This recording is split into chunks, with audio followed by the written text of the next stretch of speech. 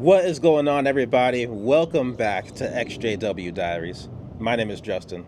Finally got the new camera set up so I can change up the scenery every now and then, give you guys a different background. So hopefully I'm coming in clear. Hopefully everything looks good. It's a new camera, so I gotta learn it as I go. But hopefully it's good. Now, right off the bat, I gotta say a little bit of a trigger warning for this video. We're going to be talking about some issues dealing with mental health awareness, and some of the many ways that witnesses actually contribute toward negatively impacting the mental health of their members. And unfortunately, we know that just like physical health, when your mental health gets negatively impacted too much, when it gets ignored for too long, it can lead to the loss of life, if you catch my drift. So again, a little bit of a trigger warning here. We're not going to go too deep into stuff, but still, though, if you are not in a good place mentally right now, this might be a video just to skip over for a second. Come back to it later when you're in a better place. Now, I also have something special to announce that's happening later on this year. But for the most part, I wanted to make this video because I'm sure many of you watching this you know what it means to go through a waking up experience. You remember how jarring that was for your mind to realize that everything that you thought you knew to be true, everything you thought was real, was a lie. Now, for me, I had that first waking up experience. I talked before about that in another video. But when I started to study psychology, it triggered like a second awakening experience for me. Because when you study psychology and you really understand how the mind works, how your emotions work, how your environment and your social structure impact your mental health, then you really begin to see all the things that were done to you, all the things that were trained into your mind that when you leave the witnesses can follow you out into your regular life and put a damper on your overall happiness and overall potential. And that was a big reason why I spent the latter half of last year working on the XJW recovery book, really more like a recovery journal, that when you go through it, you can begin to uncover some of these things that under your normal waking up experience, they would stay covered and they would continue to follow you into your normal life. But when you go through this process of journaling it and writing it all out and going through this self-examination process, then you can begin to uncover these things and remove them out of your life so you can actually live your life to the fullest. So let's go over some of these things that happen, again, on a regular in the Jehovah's Witnesses, from their policies, from aspects of their culture that negatively impact people's mental health. And I don't only want to talk about problems in this video. I want to do something a little bit different. I also want to talk about some solutions, some things that they could do differently if they were willing to listen, that would make their environment more healthy for their members. Now, before I get into the main topic, let me get to the announcement first. So this year, September 13th, 2024, we are once again having a group of XJWs meet in front of the White House for organized protests, organized demonstration, if you will, to help spread awareness and to hopefully help encourage the government to examine this organization and many others like them to make some real change. So we'll have more details on that event later on as we get closer to it. For now, there's a link down in the description. We just need to get a head count of approximately how many people are coming, because we have some other things somewhat planned that are going to depend on how many people are there. So for now, we just need to know how many people are coming. So if you think you can make it, let us know. Fill out the form in the description. Everything's going to be anonymous. We just need to get a head count. Now, personally, I had a very, very nice time at the protest last year. We had, at peak, over 250 people.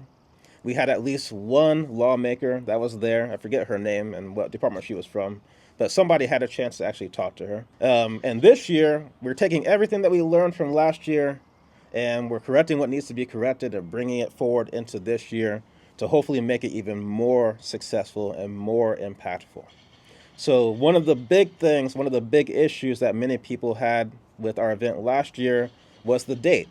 The event was held on a Tuesday, which made it kind of hard for some people to get the time off to be able to come. And that Tuesday also happened to be October 31st, Halloween Day. And there were some people who just did not feel comfortable doing an event on Halloween, even though the event had nothing to do with Halloween. But it's understandable, I suppose, for people that are coming out of the witnesses to still kind of carry some of those feelings. So this year, the event is again on September 13th. It's a normal Friday. It's not a holiday. Having it on a Friday, we do need to have it on a weekday just because we want to make sure that the lawmakers are in office, that they're present, that they're there, that they're walking around the area so they can hear us. But at the same time, having the event on a Friday does make it easier for more people to come. You can make it kind of a weekend trip. It's a lot easier to get a Friday off than it is to get a Tuesday off. Come on Friday, stay for the whole weekend, have a chance to tour the place, and have a chance to just hang out with other people who actually fully understand what you've been through. I think that was one of the highlights for me at the protest last year, was just having that chance to be around people who really understand what we have been through. Now, I know that word protest can have some negative images attached to it, but as we demonstrated last year, again, we had a peak of 250 people, somewhere around there. And we had no issues. There was no fights. There was no riots breaking out. We really proved that we can all come together. We can unite our voices. We can spread our message, spread awareness to the people that need to hear it. And then we can pack it all up and go home. So my hope is that we can take everything from last year. We have the proof from last year that we can do it peacefully. We're going to have it on a Friday rather than a Tuesday. We're having it not on a holiday. And hopefully all those things can kind of combine together and allow even more people to come. Because the more people that we have, the more that we can't be ignored. And the more our message will be even more impactful. Now, September 13th also lines up with Suicide Awareness Week. September, in fact, is Suicide Awareness Month. So that's also going to be part of our message while we're down there, to spread awareness of the ways that witnesses push people to the point that they take their own lives. So this September on the 13th, Jehovah's Witnesses will once again be at the White House. Hopefully you can be there too. So before I get into the main topic, I want to just like I did at the protest last year, I want to just begin with a brief moment of silence, just to pay respect to the people out there that have lost their lives due to Watchtower policies, due to the Watchtower culture negatively impacting them. I think this is something respectful to do, and especially because when somebody dies within the Jehovah's Witnesses, even at their own funeral, their name is barely spoken. The entire event is an advertisement for the religion. And we also know that there's also some cases where people pass away that have been disfellowshipped.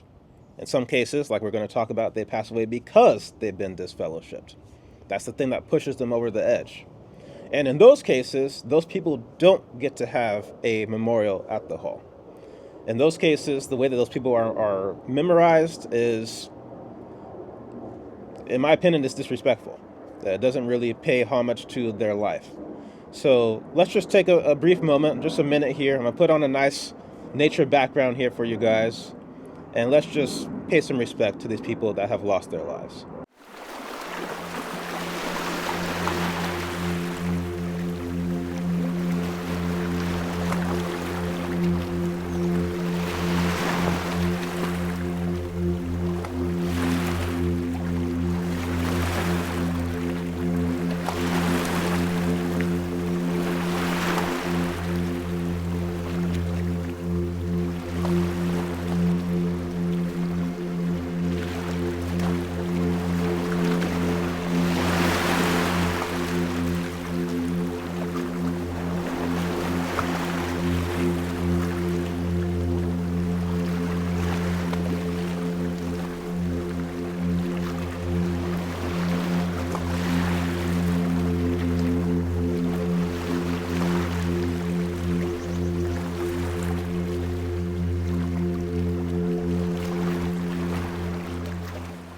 Now, a little while ago, I was reading an article talking about how the younger generation, millennials, Gen Z, how they are going through a major mental health crisis. And this really shouldn't be all that surprising, especially when you consider back in 2020, we had the pandemic, the main virus pandemic, but we also had underneath that a secondary kind of hidden pandemic, which was a major mental health pandemic. Even today, in 2024, 4 years later, most therapists are booked out. You're going to be on a waiting list if you want to get a good therapist. So it just really shows how much people are trying to get help. And that's on the outside. That's out here in the real world where we are starting to see an increase in mental health awareness, and people are starting to become aware of the importance of their mental health. So you got to wonder how things are. You got to have some concern for how things are within the Jehovah's Witnesses and organizations like that, where they do not have as much mental health awareness. In fact, I would say their mental health awareness is abysmal, especially when you consider, again, the things that they do on a regular basis through their policies, through aspects of their social structure that negatively impact people's mental health. Now, as I said in the introduction, I don't only want to talk about the problems, I also want to talk about some solutions. I have realized that a big portion of what we do as apostates, even if we don't realize it, we are actually fighting for the Jehovah's Witnesses. At the end of the day, they have 8-9 million people that are loyal followers of the Watchtower. And a good 95% or more of those people will never listen to us. No matter what the evidence is, no matter what we show them, no matter what we tell them, no matter how big of the mistakes that the Watchtower makes, those people are dead set, locked in, completely loyal, blindly loyal to this organization. So for those people, the best we can hope for is that we put enough pressure on the Watchtower through spreading awareness, through videos like this, through protests, through various means of activism, to hopefully force the Watchtower to change things, to make things more healthy for the people that are trapped inside who will never leave. All that being said, let's get into not all, but some of the big ways that Jehovah's Witnesses on a regular contribute to negatively impacting the mental health of their members. So right off the bat, we got to start with one of the biggest ones, which is the policy of shunning. It should be no surprise that when you isolate somebody that much, when you strip somebody away from their family, away from their friends, away from their entire support network, of course, you are negatively impacting their mental health. And as humans, we are social creatures. In fact, studies have actually shown that when a person is isolated, it can impact their mind so much that they can actually show early signs of Alzheimer's disease.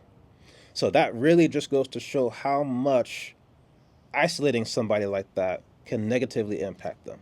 And even though the witnesses have adjusted their rules a little bit, even though you can now say hello, you can now encourage people who are disfellowshipped, that's not solving the problem. Because number one, that only happens for encouragement. But sometimes people need more than encouragement. Sometimes people need their friends. And secondly, it only works for people that are showing some signs of being willing to come back, of being willing to go through the steps to get reinstated. That new rule of being able to encourage people does not work for people who decide that they don't want anything to do with their religion anymore, people who are disassociated. And so you still have people out there, even with this new rule, who are completely isolated, who have to completely restart their social structure. And it's no surprise that some of these people can't go through all that. It's too painful for them, especially losing their family. It's too painful for them. And sadly, some of them end up taking their own lives. The shunning rule does nothing for the people that are being shunned, other than take them down and make them feel isolated. And it does nothing for the congregation either.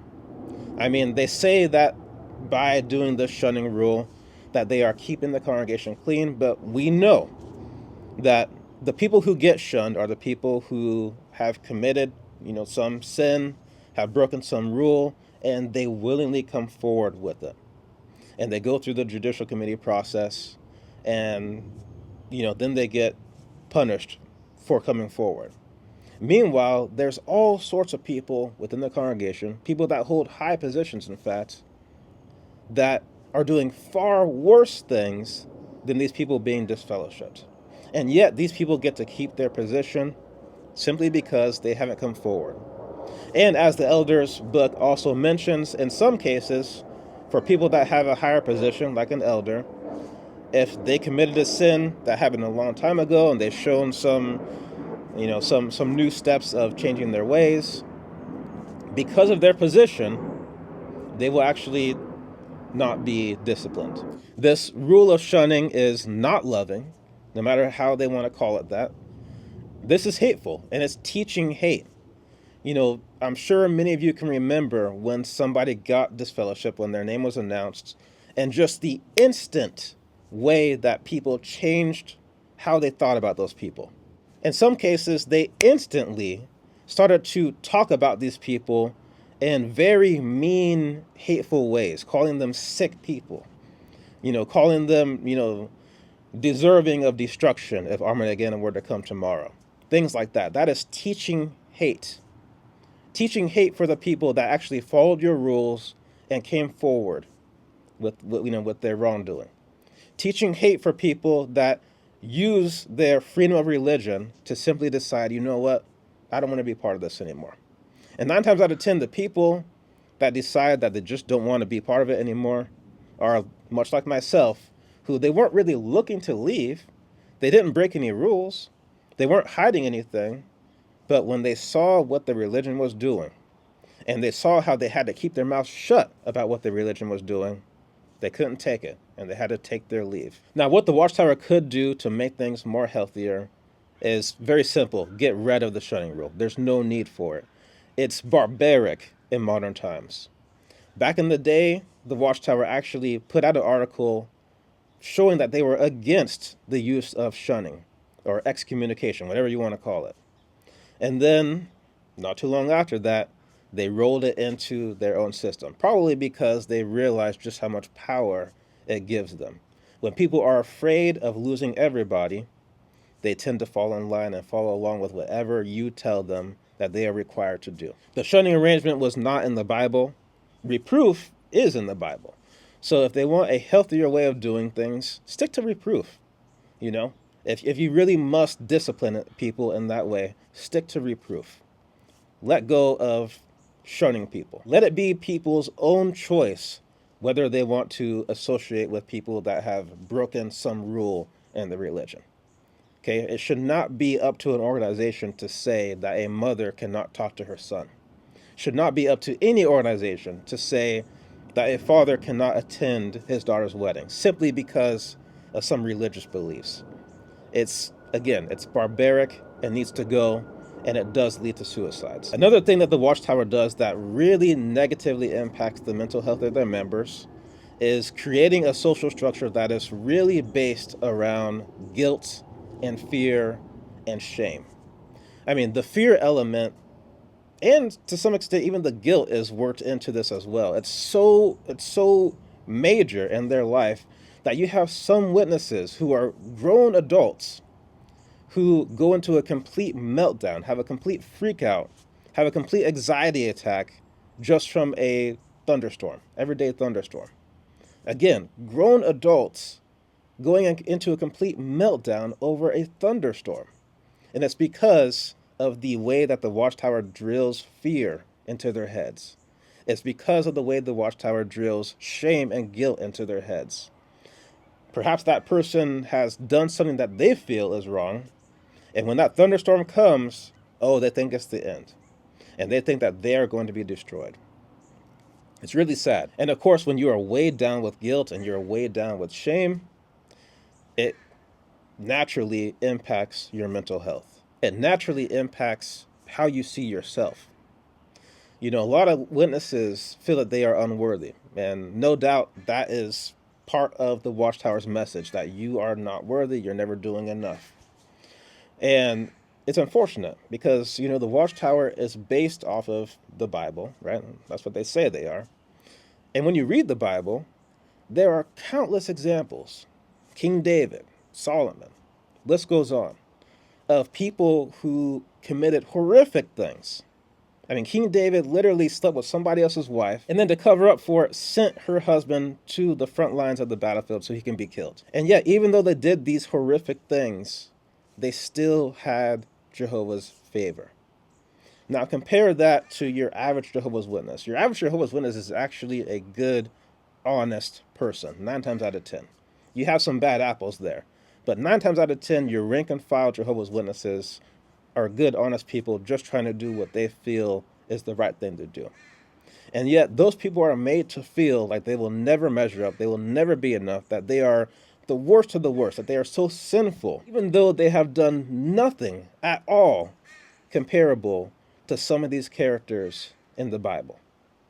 So one thing that the Watchtower could do that would be more healthy is lay off the guilt and fear and shame a little bit, and instead teach the other aspect that the Bible talks about, which is grace.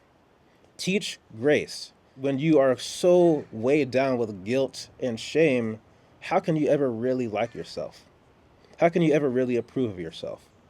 And when you can't like yourself and you can't approve of yourself, for sure, your mental health is going to go down the drain.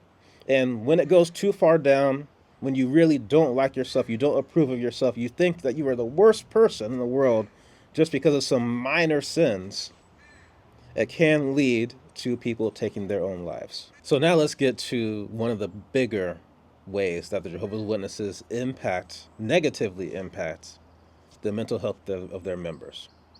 And that's through how they handle discipline, specifically how they handle judicial committees. Now, even though they say that they have adjusted things, that judicial committees are more for helping the person, assisting the person, rather than judging their repentance, still, the committee process is a trauma-inducing event. You have to sit there in a back room with 3 elders as they interrogate you into intimate details of your life. And you are expected to answer. And if you don't answer the right way, if you don't have the right attitude according to what they think is the right attitude, then you will be shunned. You will be stripped away from everybody. That is a trauma-inducing event. And that situation is even worse when it comes to sexual matters. There are countless examples out there. There's even some recordings out there, in particular with women who are being interrogated, drilled with intimate details of their sexuality. And those women are expected to answer, and answer truthfully. And they're expected to go into detail about those events. Now, in some cases, and hopefully this has changed since their adjustment to how they handle judicial committees with minors, but we know that in the past, in some cases, you have 3 elders in their 60s, 70s, old men who are having a judicial committee with a young girl, 16, 17 years old, a minor. And they are doing the same thing, interrogating this minor about details of her sexual experiences.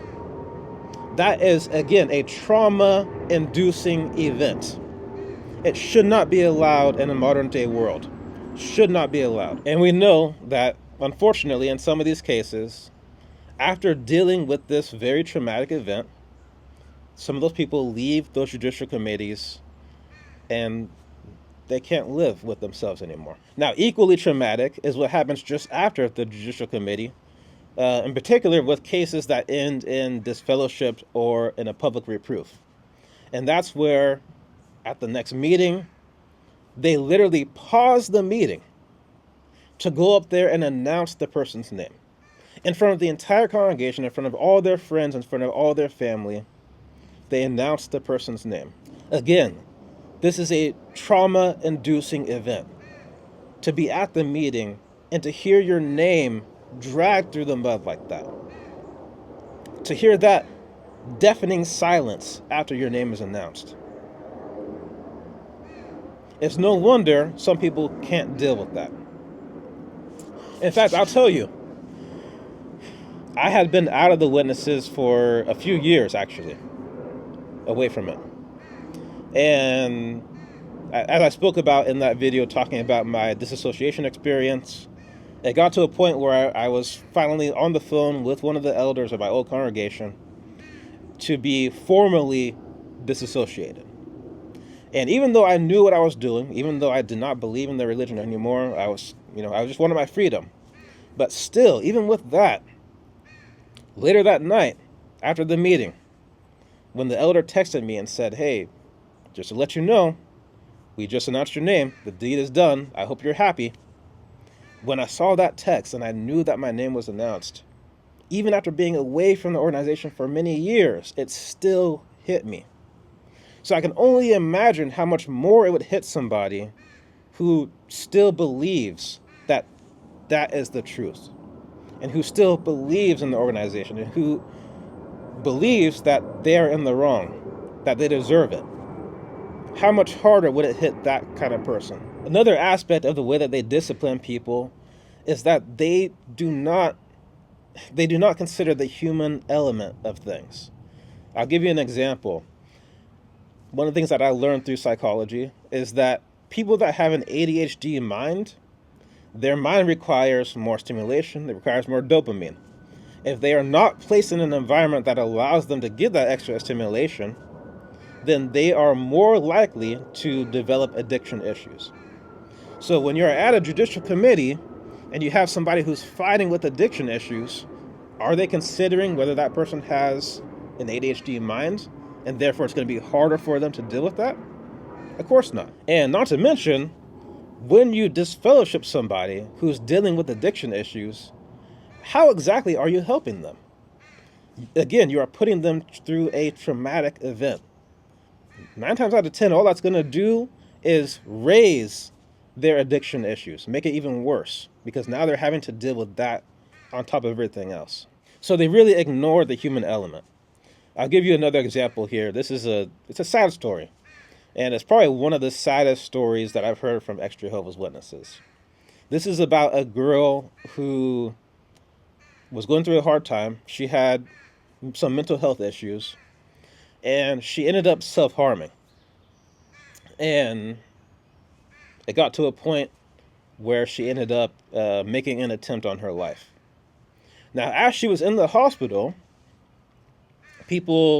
some people knew what was going on with her, and she got visitors here and there. But since people knew what she did, since people knew that she had made this attempt on her life, do you know what happened to her? She was brought into a judicial committee. On the grounds of not showing appreciation for the gift of life, she was brought into a judicial committee. And unfortunately, they end up disfellowshipping this girl. I can't even begin to imagine how cold-hearted you have to be, how out of touch you have to be to disfellowship, let alone interrogate. So now this girl ends up getting disfellowshipped. Now she is shunned. She is removed from her whole support structure, except for one friend. That one friend keeps in touch with her, helps her out, and basically prevents her from trying to commit again, which she almost did. Now, because this friend was helping her out, guess what happened to him? He was now dragged into a judicial committee because he's associating with somebody who's disfellowshipped.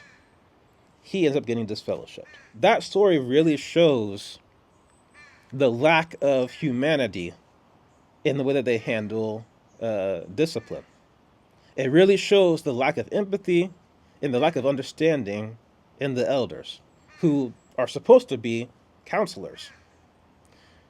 So this has to stop. Now, what Witnesses could do to make things healthier for their members is, number one, I would say all elders, every last one of them, should be required to take at least one human psychology class. Understand how the mind works, understand how emotions work, understand what you're doing to people. If they did that, they would really realize, for one, just how toxic that judicial committee process is. And if the process must stay around, they would realize ways to do it in a healthier way. Ways to do it where you actually are helping people. And they would realize that not everybody's the same. Not everybody should be held to the same standards. Again, some people are more inclined towards addiction issues. Those people will need extra help. Some people who have been sexually abused will act out in sexual ways. So when somebody's being promiscuous, they should be asking what they've been through in their childhood life. Now, another thing that they could do to make things healthier is get rid of that whole thing of announcing people's names from the stage. It's toxic, it's hurtful, and it does no good. It really does no good for the congregation or for the people. So keep it to private. Let people decide for themselves how they want to respond to those people, but keep it private. You know, private reproof means that people just can't do certain privileges. They won't be able to answer. I think that's good enough. You know, you don't need to completely shun people. You don't need to run their name through the mud. Another thing that the Watchtower does that negatively impacts people's mental health is by teaching separation. Now, they do this through a few ways. Number one, they do it through the main way of teaching this us versus them, the witnesses versus the worldly versus the secular people. When you teach this us versus them, it can make you feel like an outcast. It makes you feel like you aren't fully grounded in this world. And it can make you feel like nobody really understands you. Especially for the school age kids. Most of the time when you're a teenager, you just want to be like everybody else. You just want to be able to fit in. But when you're a witness, you can't. And when they keep drilling in this separation, you really can't. Now, another way that they teach separation is within the congregation, talking about who's a good associate, who's a bad associate. There's this constant judging going on. It's part of the reason why, as a witness, I felt like I could never really be myself, because I knew everything I did, everything I said was being judged, and they would use that judgment to determine whether or not you were good enough to hang out with. Now, when they're already telling you to not hang out with the worldly people, it makes things even worse, even harder, when you have people considering you bad association. It makes it so you don't have anybody to really hang out with. And the other side of this bad association teaching is that sometimes it can impact people who are following the rules, who are doing everything that they're supposed to do as a witness. But they are considered bad association for the people that they are around. So, for example, there was one case a little bit before I left the witnesses of a big gathering. A bunch of people were there, people in their 18 to 25-year-old range, and that gathering went south. Right? They were doing a lot of things that breaks Jehovah's Witness rules, and a lot of people that went to that gathering got disfellowshipped. But you know what else happened? Some of the people that went to that gathering that had nothing to do with any of the other things that were going on, nothing to do with any of the rule breaking, those people were now considered bad association just for being there. And then you have other cases where you have a family member that gets disfellowshipped or gets reproved. That happened in my case. And just because of that family member not following the rules, the rest of the family now gets thrown under the bus as well. And again, this leaves you in a position where, okay, you're not supposed to hang out with the worldly people, but now the witnesses don't want to hang out with you either. You're constantly going to the Kingdom Hall and hearing about gatherings and different things going on that you were not invited to. And of course, it really hurts. It can really hit deep. And it shouldn't be surprising that when someone is left out that much, isolated that much, it can lead to them taking their own lives. So something healthier that the Watchtower could do instead is start teaching empathy. I mean, this should be, if you're going to call yourself a Christian, this should be one of your top teachings in the first place. Have empathy. This is what Jesus was trying to show when he said, love your neighbor as you love yourself. But yet what the witnesses show is that even when your neighbor is a witness, they still can't love them as they love themselves. If you truly love your neighbor as you love yourself, you would take the chance to, before judging them, put yourself in their shoes and imagine how your life would be going through everything that they went through, knowing the things that they know, and see if you would be any different. Even a homeless person on the street who's addicted to drugs, you may look at them and say, oh, I would never be there.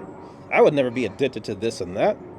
But had you went through what they went through, I mean, think about who those people were some time ago. At some point, we all went to school. We were all maybe in the same class even with a person who is right now homeless, right? Some time ago, they were just a regular kid. But because of the things that they went through, they are now in the position where they are at. And if you ask me, if I had to be out there in the elements, if I had to sleep on the cold ground, if I had to dig through the trash to find things to eat, hey, I might be addicted to drugs too, just to get through that. You never know. You can never really judge. So this is something that Jehovah's Witnesses really need to teach, is teach empathy, especially when it comes to their own congregation. Stop being in such a rush to label somebody as bad association. Take the time to understand what they have been through. Take the time to understand their side, how they are feeling. Not to mention, this is such a surface level thing. Just like I was talking about before with the shunning. There are people out there who are labeled bad association who have done nothing wrong. You know, maybe they just don't go to meetings as often as the witnesses feel that they should. Maybe they're related to somebody who's been disfellowshipped or reproved and they got taken down along with them. But all in all, their heart is really in it. They're following all the rules, they're going through all the motions. They're really in it. They are actually good association. They're just not being given the chance.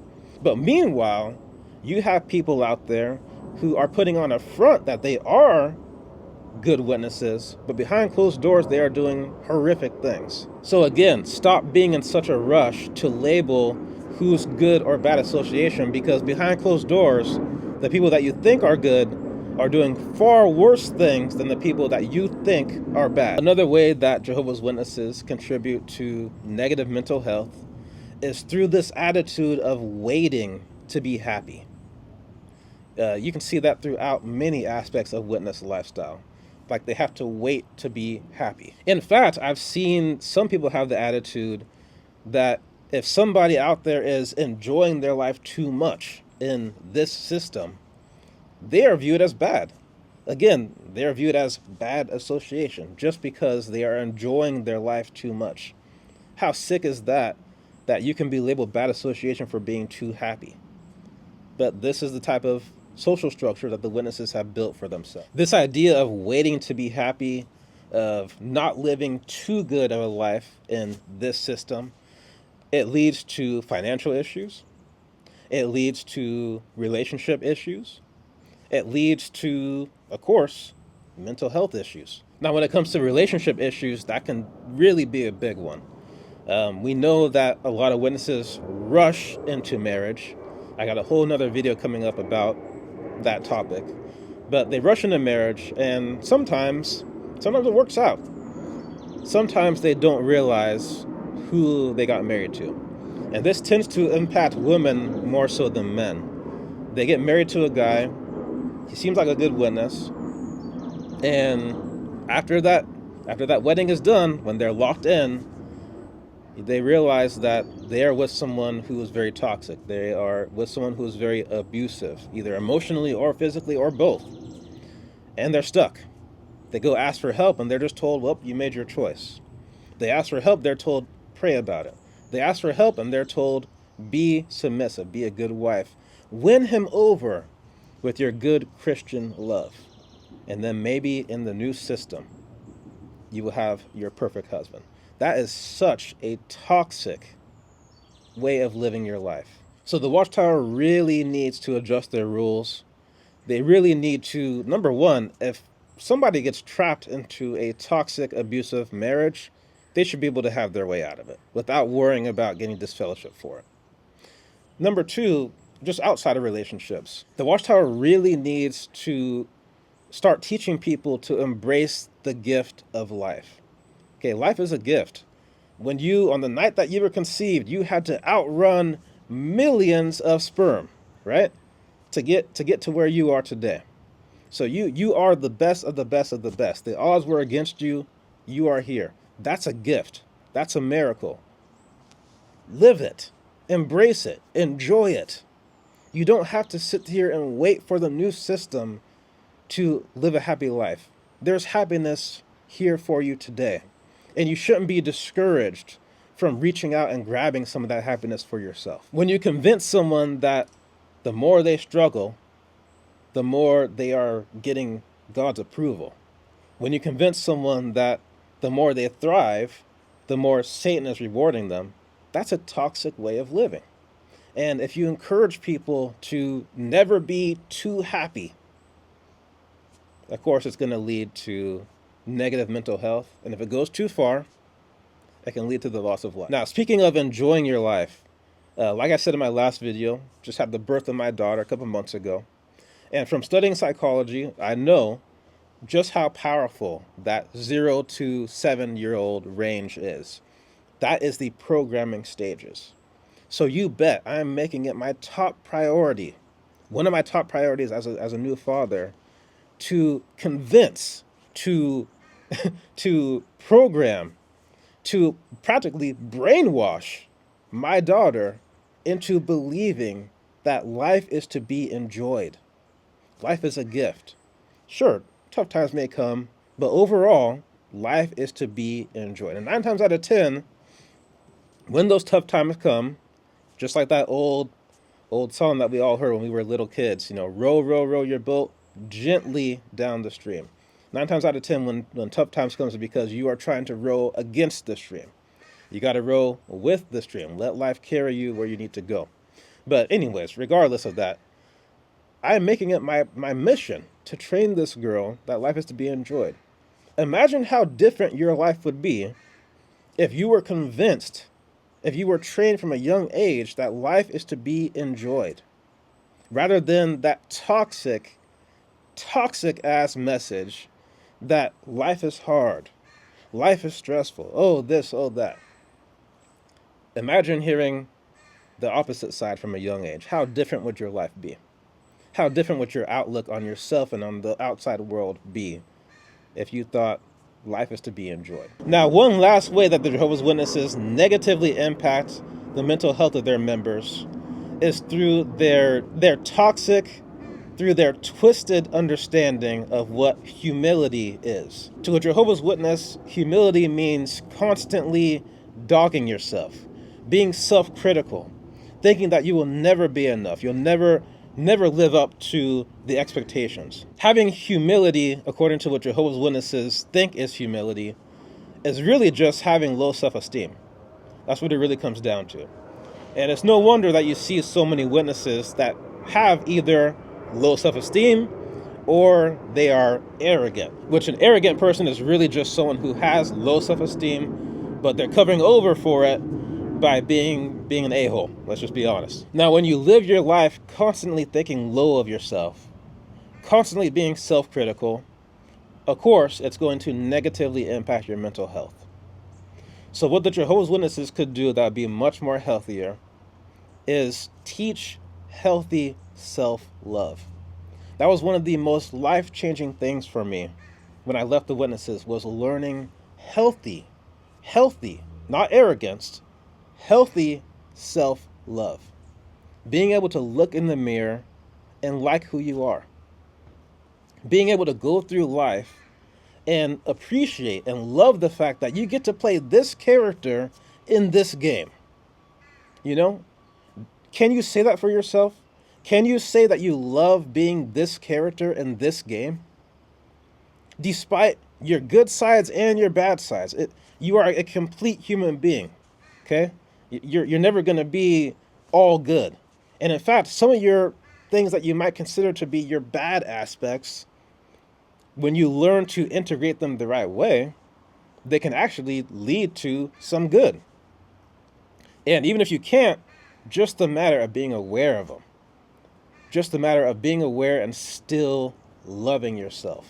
So important, so helpful for having good mental health. So those are just some of the ways that the Jehovah's Witnesses, on a regular, through their policies, through aspects of their culture, contribute to the negative mental health of their members. And just like physical health, when your mental health goes ignored, when it gets too far bad, it can lead to the loss of life.